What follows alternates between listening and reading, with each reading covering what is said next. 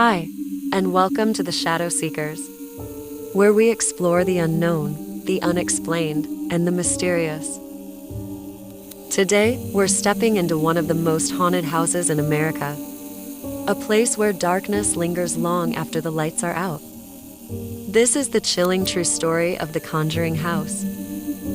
The Conjuring House isn't just the setting of a blockbuster horror film, it's a real home with a terrifying past.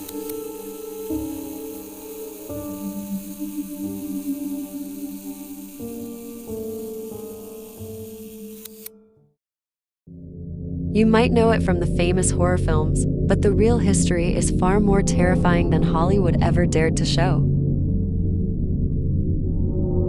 Located in Harrisville, Rhode Island, this farmhouse dates back to 1736.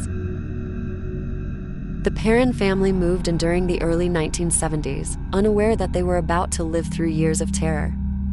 It didn't take long before things turned sinister, footsteps echoing through empty rooms, furniture moving on its own, and voices whispering when no one was there. But the true horror, that came with the spirit believed to haunt the house, a woman named Bathsheba Sherman. According to legend, Bathsheba was a witch who lived on the property in the 1800s. Accused of sacrificing her child to the devil, she was said to have cursed the land before taking her own life. The Perron family reported that her spirit targeted the mother, Carolyn Perron, tormenting her day and night, pinching, slapping, and even threatening to drive her to death.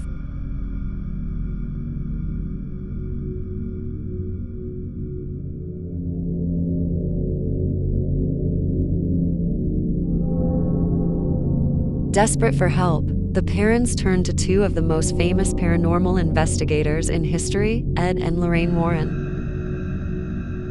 The Warrens conducted multiple investigations in the house. Lorraine, a clairvoyant, said the presence in the home was one of the darkest she had ever encountered. But their involvement sparked even more chaos. One séance reportedly ended with Carolyn being violently thrown from her chair. After years of suffering, the Perron family eventually fled the home, but the house never forgot.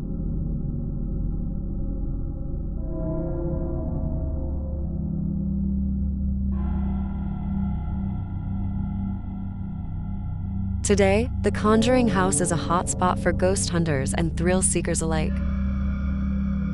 Paranormal investigators still report strange activity, cold spots, disembodied voices, objects vanishing, and yes, the unmistakable presence of something watching. But the chilling history of the Conjuring House didn't end with the Perron family. In recent years, a different kind of horror took hold: controversy, lawsuits, and accusations that blurred the line between haunted legend and harsh reality.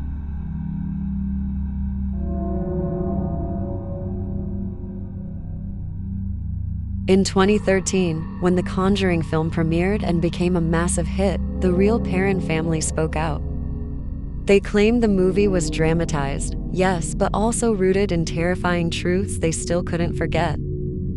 However, the current and former owners of the real-life Harrisville farmhouse haven't always appreciated the spotlight. One couple who owned the house after the Perrons said they were harassed by thrill seekers, ghost hunters, and even trespassers, all drawn by the film's fame. They eventually sued Warner Brothers, claiming the film had brought unwanted attention and disrupted their lives. And then there's Andrea Perron, the eldest Perron daughter, who has written books and appeared in interviews sharing her family's harrowing experiences.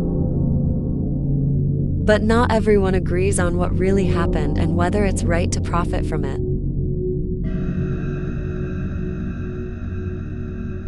In 2019, the farmhouse was sold to paranormal investigators, who turned the haunted legend into a business. They now host ghost tours, live streams, and overnight investigations, drawing believers and skeptics from around the world.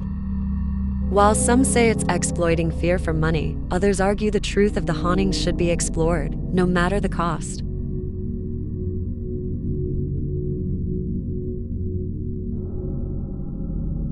So what do you think? Is the Conjuring House truly haunted? Or has it become a stage for spiritual drama and marketing magic? Could the land really be cursed? Or was it a house so drenched in sorrow that it became a beacon for the supernatural? That's for you to decide.